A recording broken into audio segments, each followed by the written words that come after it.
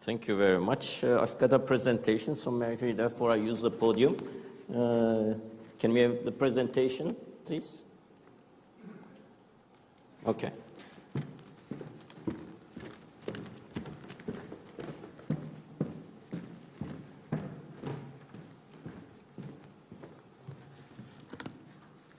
Dear guests, it's a great pleasure and honor to be here today on the occasion of this first conference, which is at the same time the inaugural conference for the establishment of the Hellenic Association for Energy Economics as an affiliate of the International Association for Energy Economics.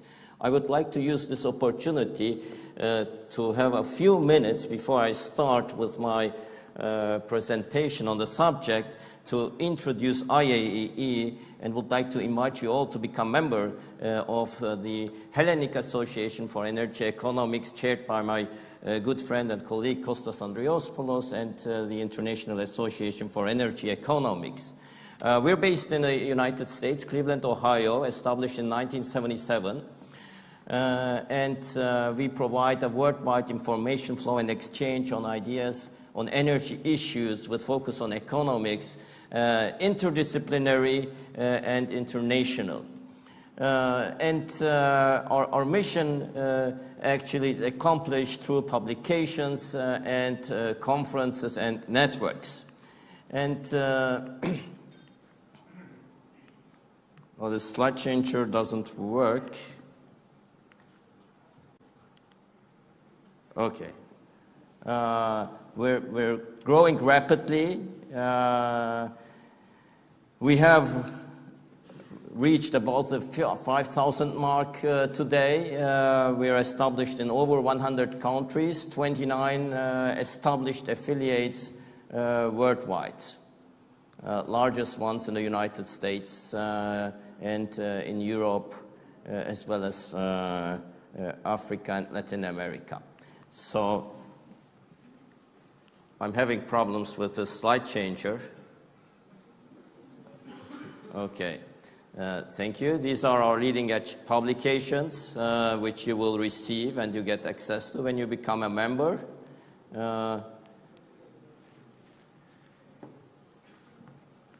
Okay, these are our upcoming conferences, the international one in Norway in June, the Eurasian one that we are introducing this year as a new regional conference in Azerbaijan, Baku, at the end of August, and the North American conference in Tulsa at the end of October. Yes, it works now.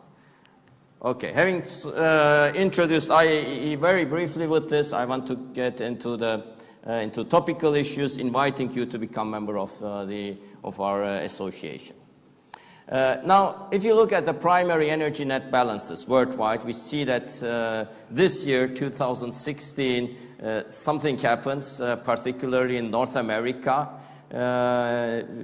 This change in the middle, this is 2016, actually North America becomes a net exporter of energy. Oil products and gas exports, LNG exports starts this year very soon. This oversupply in the markets has brought prices down, basically a result of shale oil and gas discoveries in the United States. Advancement of technology accordingly. So here we see the crude oil prices going down, you know, the natural gas prices. The difference of natural gas prices to crude oil is that we have regional prices here. You see the Henry Hub price, much lower than the other prices than what we've got here over Europe and in the Asian markets, all going down. But Henry Hub significantly lower, which makes US LNG even competitive in Europe when it gets shipped. Down actually to the Iberian Peninsula. So this is not this part of Europe, but this is the western part of Europe. Now let's look at this part of Europe. We have talked, everybody has talked about the TAP project.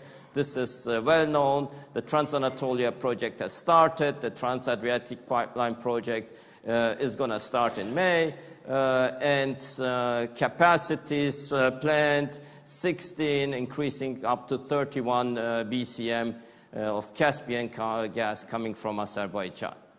Then we have the Turkish Stream project, which was initiated as a follow-up when the South Stream was cancelled by Putin in December, proposed actually in December 2004, a large project, 63 BCM, but it got reduced to 32 BCM. So there are challenges with this project.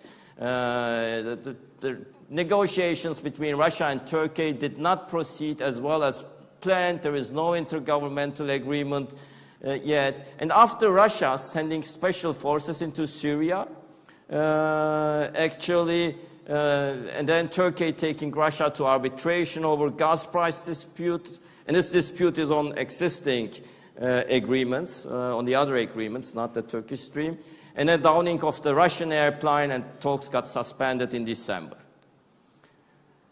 However, here there is one more thing. Before the capacity got reduced, there was this Nord Stream 2 project. So this Nord Stream 2 project is also important, which is a large capacity, 55 BCM.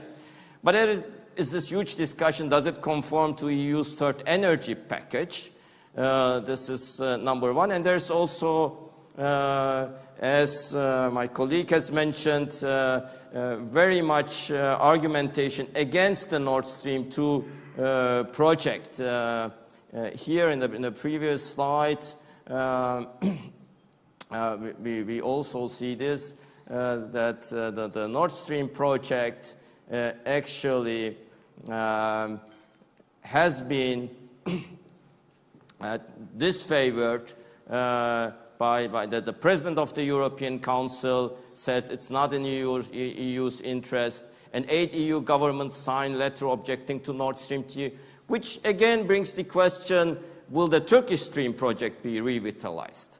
And then we see a few days ago that Russia orders withdrawal of Russian troops from Syria, and then Gazprom making announcements saying that the Turkish Stream project may be revitalized. So we see this Turkish, and on the Turkish side actually, this project has been suspended, but there is no strict argument against this project. Another project opportunities like Iran after this embargo. I mean, Russia has the world's largest gas reserves. Iran has the second largest gas reserve. It just needs investment. Not immediately available, it needs investment. However, there is already an existing pipeline, Iran-Turkey. Iran is Turkey's second largest gas supplier. There is also the possibility to have, parallel to this, another pipeline for Iranian gas to be supplied to Europe, again via Greece. And this is also the Iran-Turkey pipeline project, one of the projects under discussion. This brings the question of actually comeback of Nabucco, because the original plan of Nabucco was have the Caspian, have then from Iran supply and bring it to Europe. This is another source, potential source of supply. If you look at the Turkish map on petroleum and natural gas pipelines, we have petroleum, crude oil coming from Iraq. And Iraq, and there are Turkish companies operating in Iraq on gas as well, is another potential supplier. The situation, conflicting situation in Syria is obvious, but another potential source is the Mediterranean gas, another corridor which the EU supports as well under diversification.